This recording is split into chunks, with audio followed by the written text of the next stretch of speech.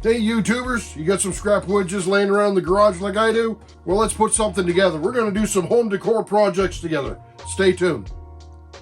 In this first project, we're going to be using the compound miter saw, some scrap wood, an air nailer, and that'll be about it to make an octagon display case. So because I'm making an octagon, which has 8 sides mathematically, you need to make a cut that's 22.5 inches at an angle. So I'm going to adjust my miter saw to that and start cutting. Once I finish my angle, then I'm going to be measuring for length and cutting. You could set up a jig if you wanted. I just like just doing it freehand, and that's what I'm going to do now.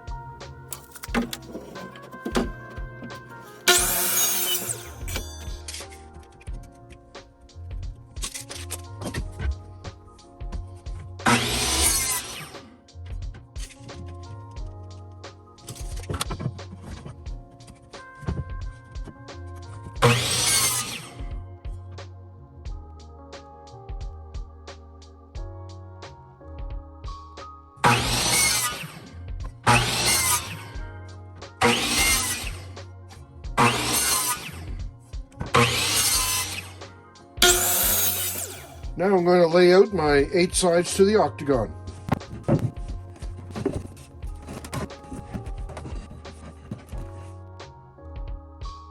So now I'm just going to glue and tack all of these joints and put it together. When using a nail gun in this close quarters, you got to be careful of your hands, because if you miss and it goes into your hand, it's going to hurt a lot. I've done that. Could have sanded everything before putting it together, but I'm going for the rough, rustic look.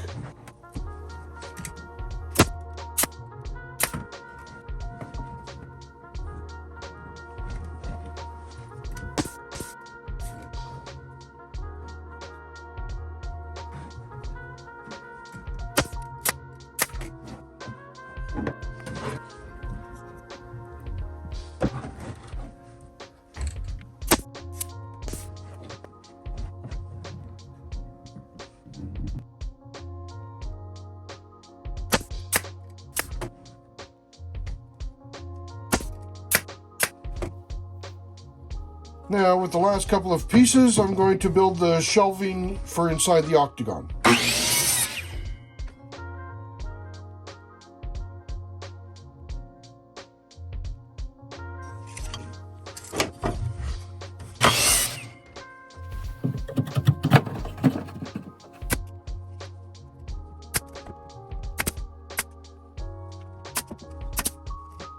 So now I'm just going to put an alligator hanger on the back of my octagon.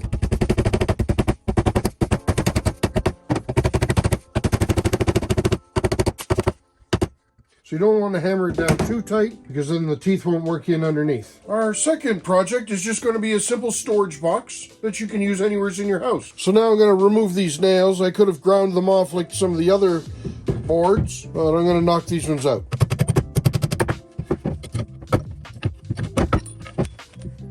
So now we're going to measure and we're going to cut for the sides.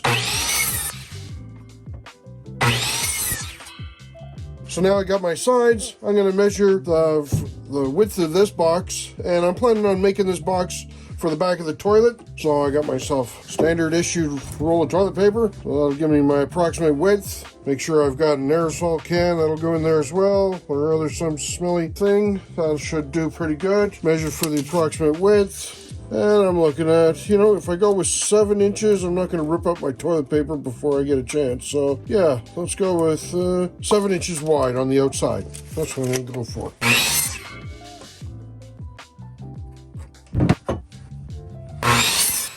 So now I'm just going to drill some holes in the ends of the box and put some decorative rope through.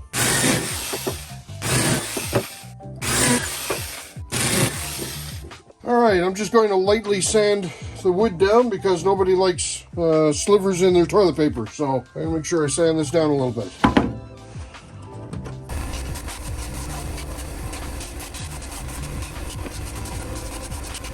Working with roughed wood, it's very hard to get exact right angles, so you can use your tools to try to bring it in as square as possible, but just keep in mind these are living edges, so they're very hard to match up, but we'll do the best we can.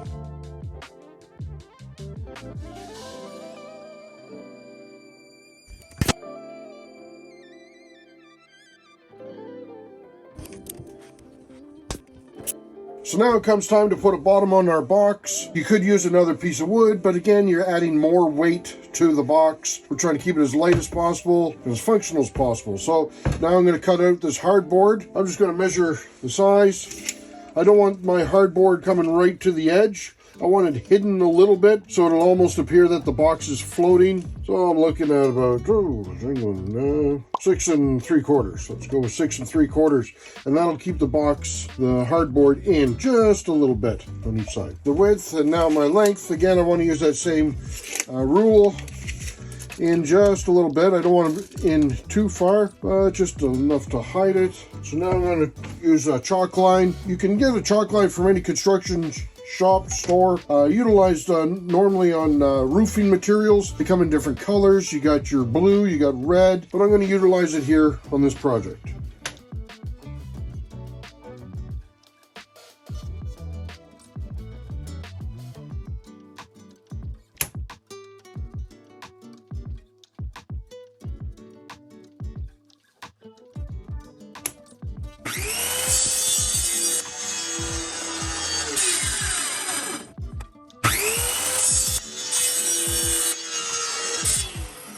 Alright, so now we're going to attach that hardboard to the bottom. Already decided which was going to be my bottom by placing my 2 holes on the ends. I haven't applied any stain in this area.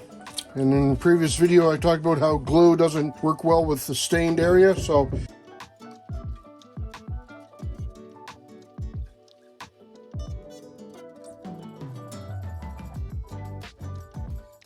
I got the desired effect I wanted in just a little bit on each side. Now I just got to tack it into place.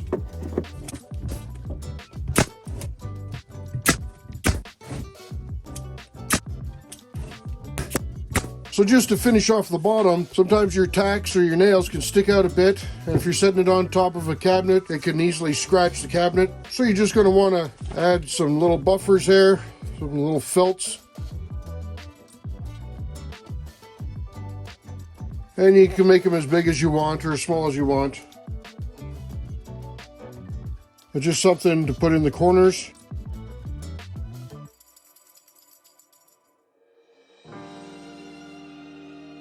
Now I'm just going to apply some jute rope on the ends to give it some handles.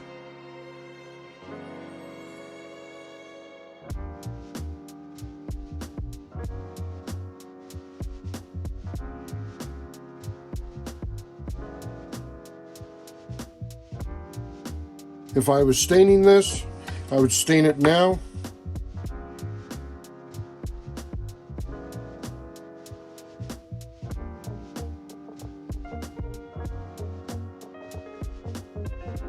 Our third project is going to be taking this scrap wood and turning it into a hand towel ladder or a tea towel ladder. First thing we're going to do is we're going to rip this board down the middle.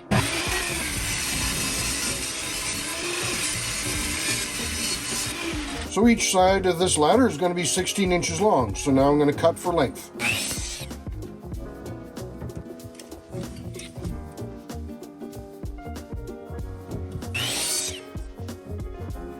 So now the bottom of the ladder is going to get a 40, correction, let's go with a 30-degree angle cut.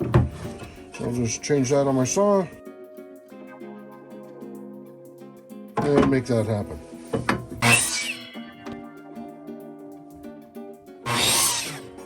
So my overall width is going to be 8 inches. The sides here are approximately 1 inch, so that'll give me about 6 inches for a step. Now I got to do this 3 more times.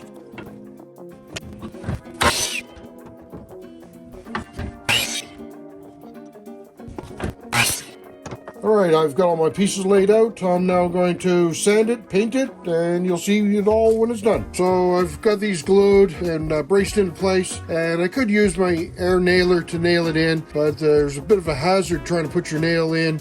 Trying to hit this small of an area, it could deflect either way, and so I'm just going to utilize a screw, nice wood screw, to put it in to hold these steps in place. We'll do that now.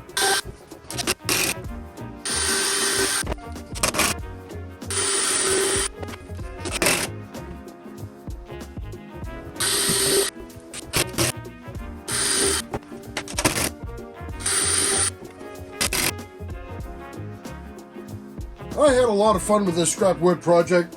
Took a couple of days and whipped these up. If you liked what you're seeing, give me a big thumbs up. Don't be afraid to subscribe, and we'll see you in the next video. Cheers.